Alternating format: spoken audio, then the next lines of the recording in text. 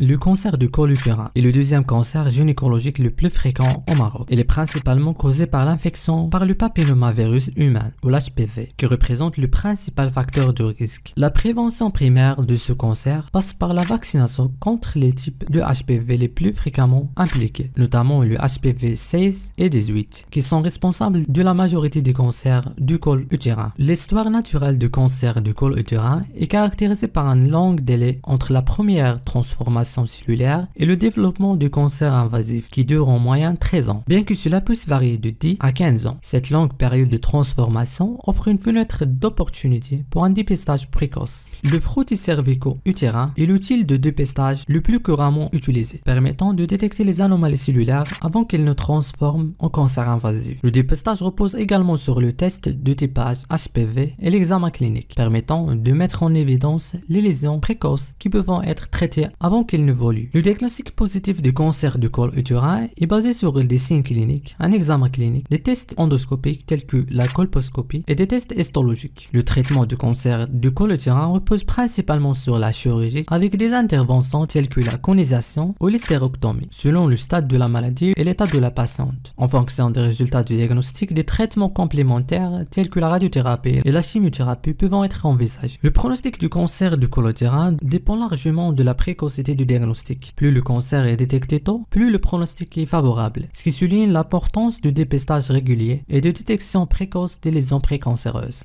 Le diagnostic du cancer du col utérin repose sur un ensemble des signes cliniques, des examens et des bilans complémentaires. Les symptômes varient en fonction de la phase de la maladie. Dans les formes précoces, la découverte est souvent fortuite, soit lors d'un frottis cervico-utérin de dépistage, soit en cours d'une colposcopie effectuée pour des raisons autres. Les métrorragies, souvent après un rapport sexuel ou spontané, peuvent être des signes, ainsi que les leucorrhées pathologiques ou la présence de pertes vaginales anormales peuvent également être un signe. Dans les stades plus avancés, les signes d'envahissement des structures environnantes peuvent apparaître. Des complications urologiques comme des douleurs pelviennes, d'hématurie ou de sang dans les urines, d'insuffisance rénale ou d'anurie ou absence de production d'urine peuvent être présentes. Des saignements rectaux ou des douleurs abdominales liées à l'envahissement de la région rectale peuvent se manifester. Un œdème massif dû à des métastases ou une obstruction des vaisseaux lymphatiques peut aussi être un signe. En plus de ces signes locaux, les signes généraux peuvent inclure un amaigrissement inexpliqué, une fièvre persistante, une anémie qui peut être liée à des saignements chroniques ou d'autres causes.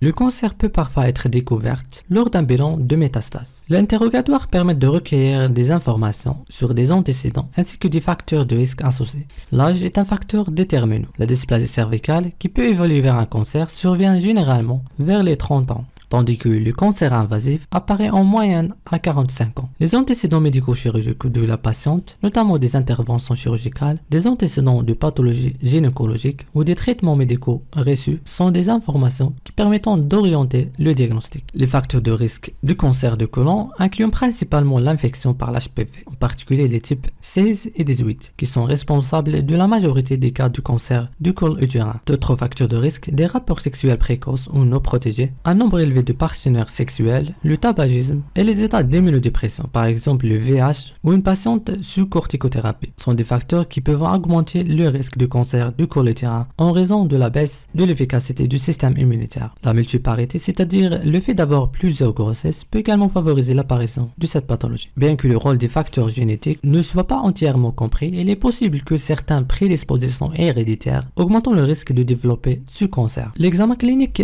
est une étape aussi importante. L'examen au spéculum est normal lorsque le cancer est micro-invasif. Toutefois, dans la plupart des cas, la tumeur se présente sous forme de tumeur bourgeonnante, friable ou ulcérée, qui saigne facilement au contact. La base de la tumeur est généralement indurée et il est également primordial de rechercher des signes cliniques d'envahissement dans les culs du sac vaginaux et dans le vagin lui-même, en examinant les trois parties du vagin, supérieure, moyenne et inférieure. Le toucher vaginal pour rechercher des masses dans le col utérin, il est essentiel de palper le paroi du vagin antérieure, latérale et postérieure, ainsi que les 4 culs du sac vaginaux, afin de rechercher un éventuel envahissement de ces zones. Le toucher pédigital, effectué pour examiner la cloison recto-vaginale, et le toucher rectal pour explorer les signes d'envahissement des paramètres ou de rectangle. Ensuite, l'examen général permet d'évaluer l'état général de la patiente et de rechercher des signes systémiques tels que des adénopathies pouvant être un indice de métastase.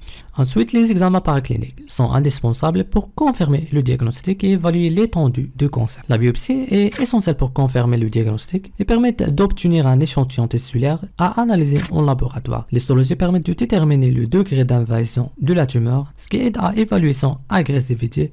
L'échographie pelvienne réalisée soit par voie endovaginale, c'est-à-dire à l'intérieur du vagin, ou endorectale, permet d'évaluer la taille tumorale et son extension locale. Permet également de visualiser les annexes, la vessie et le rectum.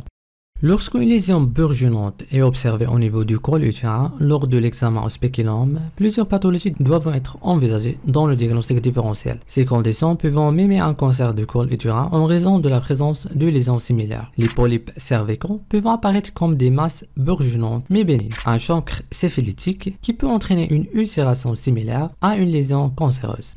Le fibrome du col utérin, une tumeur bénigne, souvent confondue avec une tumeur maligne en raison de sa forme et de son apparence. Grosse œuf de Naboth, une métaplasie où l'épithélium glandulaire est couverte par un épithélium pavimenteux, créant des kystes sur le col, peut être un diagnostic différentiel. L'endométriose peut également se présenter par des lésions sur le col utérin, mais elle est généralement localisée et présente un aspect différent du cancer du col. Après la confirmation du diagnostic, un bilan d'extension pour évaluer l'étendue générale de la maladie. Premièrement, l'examen clinique consiste en des touchés pelviennes. Ensuite, l'IRM, qui est l'examen de première intention pour l'évaluation du volume tumoral, ainsi que de l'extension aux paramètres, à la cloison vésico-vaginale et à la paroi rectale. L'IRM permet également de rechercher la présence d'adénopathie pelvienne suspecte. La TDM thoraco-abdominale, un examen effectué en deuxième intention, et permet de rechercher des métastases pulmonaires, hépatiques, digestifs, ainsi que des adénopathies iliaques et lombo-aortiques. Il évalue également l'extension au rectum et à la vessie. Le PET scan est souvent réalisé en complément de la TDA pour obtenir des informations supplémentaires sur la localisation des métastases et leur activité métabolique. Un bilan biologique comprenant le marqueur ACC, ce marqueur est utilisé principalement pour la surveillance. Autres examens, comme la radiographie thoracique et l'échographie abdominale. La cystoscopie et la rectoscopie sont réalisés dans les formes évoluées de cancer du col utérin. Le choix de traitement est pris lors d'une réunion de consultation pluridisciplinaire. L'objectif principal est d'éradiquer la tumeur, d'améliorer la survie et d'éviter toute récidive et de prendre en charge le bien-être psychologique de la patiente. La chirurgie peut consister en une conisation qui permet d'enlever une partie du col affecté par la tumeur et dans les cas graves, la hystérectomie totale, c'est-à-dire l'ablation complète de l'utérus. Une intervention plus radicale est la colpo-hystérectomie élargie qui comprend également l'ablation des ganglions lymphatique. Si la tumeur est localement avancée, une pelvectomie qui peut être antérieure, postérieure ou totale peut être réalisée pour enlever les tissus et les organes affectés dans la région pelvienne. La radiothérapie est utilisée pour détruire les cellules cancéreuses restantes, administrée sous forme de curithérapie utérovaginale qui consiste à placer des sources radioactives directement dans ou près de la tumeur ou par radiothérapie externe qui utilise des rayons dirigés vers la zone affectée. En fonction du type et du stade du cancer, la chimiothérapie peut être utilisée seule en complément de la chirurgie et ou de la radiothérapie. En ce qui concerne les indications de traitement, le cas du cancer micro-invasif, aussi appelé carcinome in situ, avec une micro-invasion stromale débutante moins de 1 mm, peut être traité de manière conservatrice par conisation. Une procédure permet d'enlever uniquement la zone infectée. Pour le stade 1A, selon le contexte clinique, différentes options peuvent être envisagées. La conisation pour les femmes jeunes et nullipares, c'est-à-dire n'ayant pas eu d'enfants et qui souhaitent conserver leur fertilité. L'hystérectomie totale avec ou sans annexectomie pour les patients de plus de 45 ans, afin de prévenir toute récidive. Dans les cas de stade 1 à 2, où l'invasion est plus profonde mais localisée, le traitement recommandé est la colpo-hystérectomie élargie, appelée WERTEM, accompagnée d'une lymphoadénectomie pelvienne pour retirer les ganglions lymphatiques pouvant contenir des cellules cancéreuses. Pour les cancers invasifs, le traitement dépend du stade. Pour les stades 1B1, le traitement consiste en curithérapie et du colpo-hystérectomie élargie avec lymphoadénectomie pelvienne. Pour les stades 1B2 jusqu'à 4A, une combinaison radiothérapie-chimiothérapie associée à une curithérapie urétrovaginale peut être utilisée. Et en fonction de l'étendue du cancer, un traitement chirurgical peut également être envisagé. Pour le stade 4B, où le cancer a métastasé, un traitement est basé sur la radiochimiothérapie. La prise en charge du cancer de col utérin chez une patiente enceinte dépend du stade du cancer et de l'état général de la patiente, ainsi que son âge gestationnel. La décision thérapeutique doit être prise avec le consentement de la patiente, en tenant compte de l'impact de chaque traitement sur la grossesse.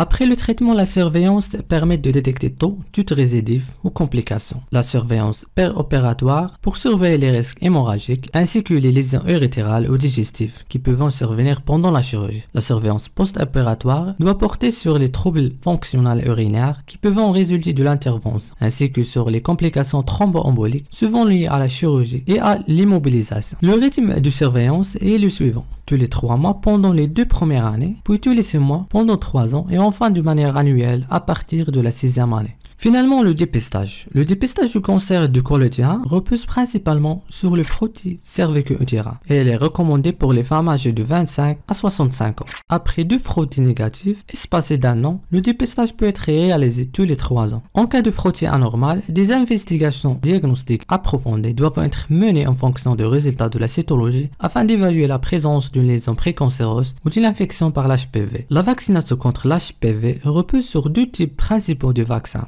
Le vaccin bivalent qui protège contre les types 16 et 18, responsables de la majorité des cancers de col utérin, et le vaccin quadrivalent qui protège en plus contre les types 6 et 11, qui sont souvent responsables des verrues génitales. La vaccination est fortement recommandée chez les jeunes filles âgées de 14 à 15 ans, avant le début de l'activité sexuelle. Elle peut être réalisée jusqu'à 23 ans, à condition que la personne n'a pas encore eu des relations sexuelles, ou plus tard d'1 an après le début de l'activité sexuelle. Merci d'avoir regardé jusqu'à la fin et n'oubliez pas de regarder cette vidéo ici. Au revoir.